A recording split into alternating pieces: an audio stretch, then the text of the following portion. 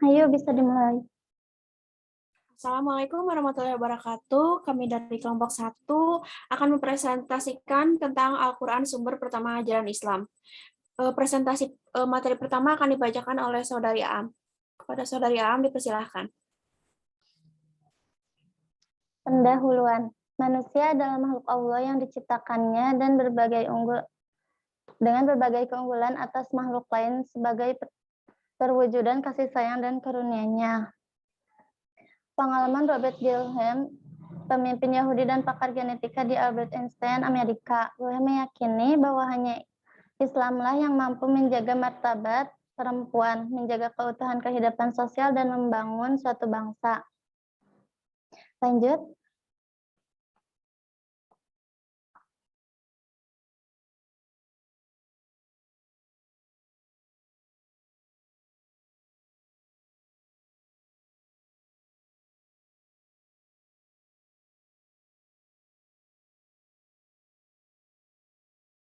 Pengertian dan nama-nama Al-Quran.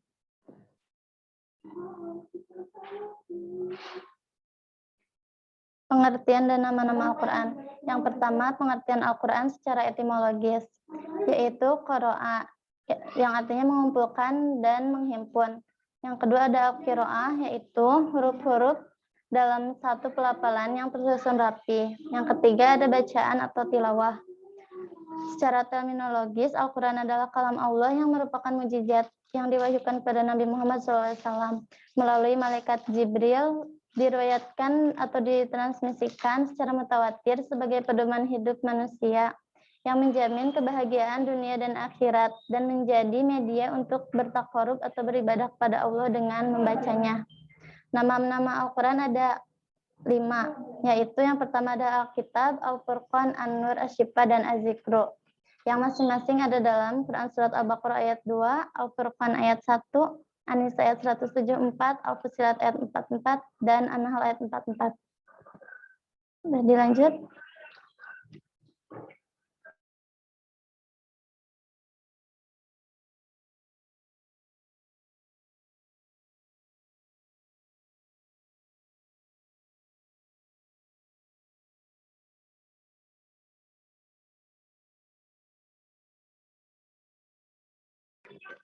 Pokok-pokok kandungan Al-Quran. Yang pertama ada akidah, yang kedua ada ibadah, yang ketiga ada muamalah, 4 akhlak, 5 hukum. Yang pertama ada akidah.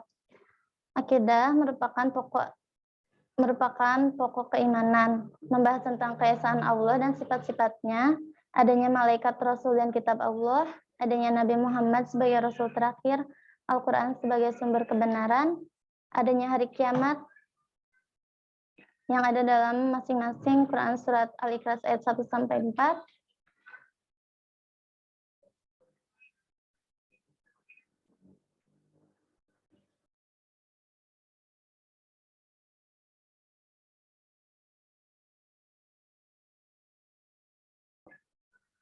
Lalu ada muamalah, yaitu tata cara hubungan manusia dengan manusia. Ada dalam Quran Surat Al-Baqarah ayat 278. Ada akhlak, yaitu pola perilaku manusia lahir dan batin. Ada hukum, yaitu hukum atau peraturan yang telah Allah berikan. Ada kisah atau umat-umat terdahulu, yaitu kisah umat terdahulu yang bisa menjadi pelajaran dan hikmah untuk umat manusia. Lalu yang terakhir ada dasar ilmu pengetahuan tentang alam semesta. Mungkin sekian dari saya. Selanjutnya saya kembalikan kepada moderator.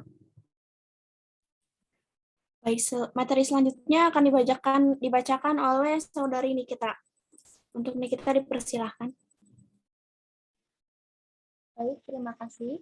Saya akan melanjutkan materi. Yang keempat ada karakteristik dasar Al-Quran. Yang pertama yaitu ada jumlah kata dan huruf. Menurut Asy-Syibki, tahun 1990 Al-Quran mengandung 114 surat dan 6.236 ayat. Syihab 2014 halaman 4, Al-Quran berjumlah 77.439 kata dengan jumlah huruf 323 15. Yang kedua, diturunkannya Al-Quran. Malam Al-Qadar dan berangsur-angsur selama 20 tahun atau 23 tahun atau 25 tahun.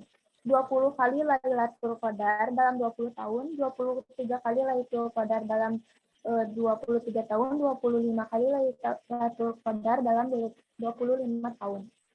Di malam Al-Qadar kemudian diturunkan secara berangsur-angsur.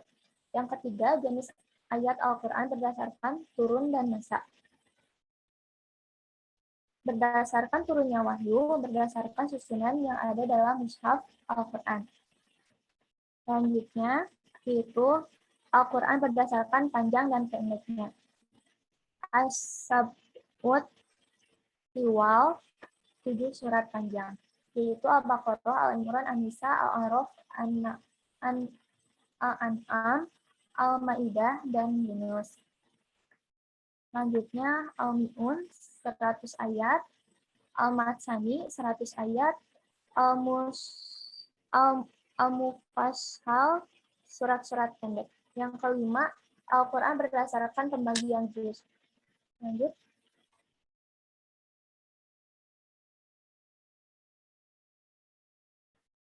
Lima, Al-Quran sebagai wahyu terakhir.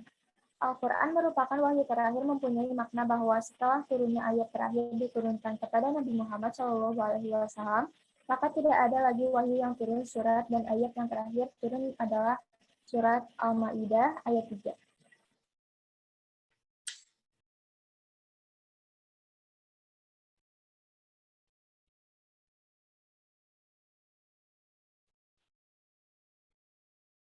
Enam, kemukjizatan Al-Quran. Yang pertama, pengertian mukjizat. Ke atas.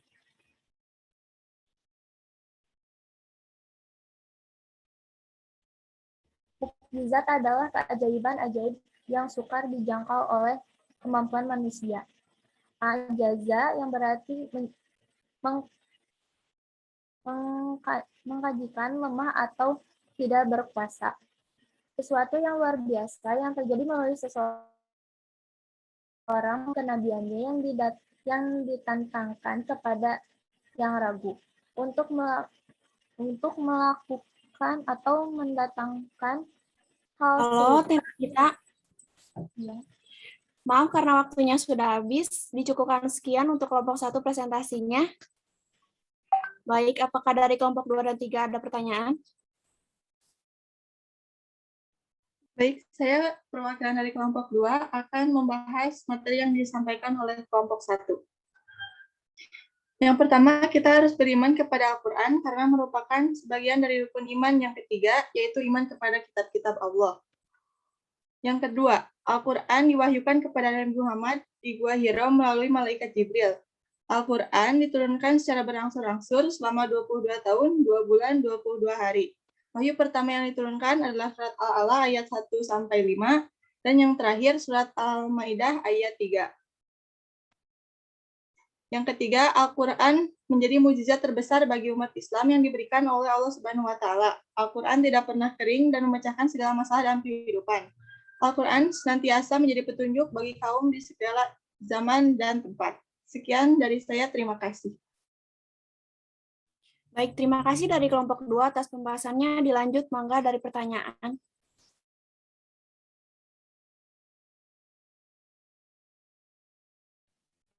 Baik, kepada perwakilan kelompok 3, Teh Syifa Salsabila Mulyani dipersilahkan memberi pertanyaan. Terima kasih. Bagaimana hukumnya membawa ke kamar mandi yang ada baca Al-Quran di dalamnya? Apakah boleh atau tidak?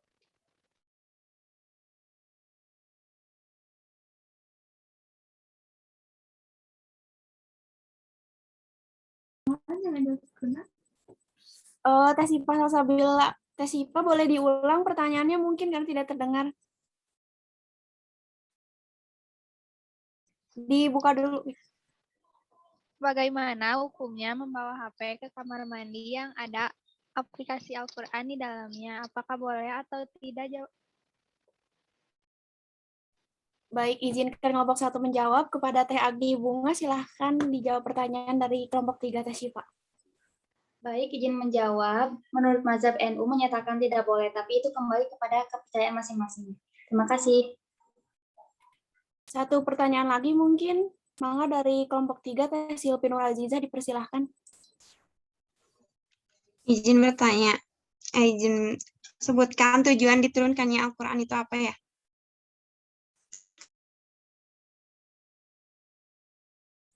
Mangga dari kelompok 1 ada yang ingin menjawab? Baik, izin menjawab. Yang pertanyaannya, sebutkan tujuan diturunkannya Al-Quran. Jawabannya ada 5, yaitu 1. Petunjuk menuju ke Allah, 2. Membentuk pribadi Islami, 3. Membimbing dan memandu manusia, yang keempat membentuk masyarakat Islam, dan yang kelima mencapai kebahagiaan yang hakiki dunia dan akhirat. Cukup. Baik, sekian presentasi dari kelompok 1. Terima kasih kelompok 2 atas pembahasan dan kelompok 3 pertanyaannya. Kami tutup dari kelompok 1. Wabillahi taufiq wal hidayah. Wassalamualaikum warahmatullahi wabarakatuh. Waalaikumsalam.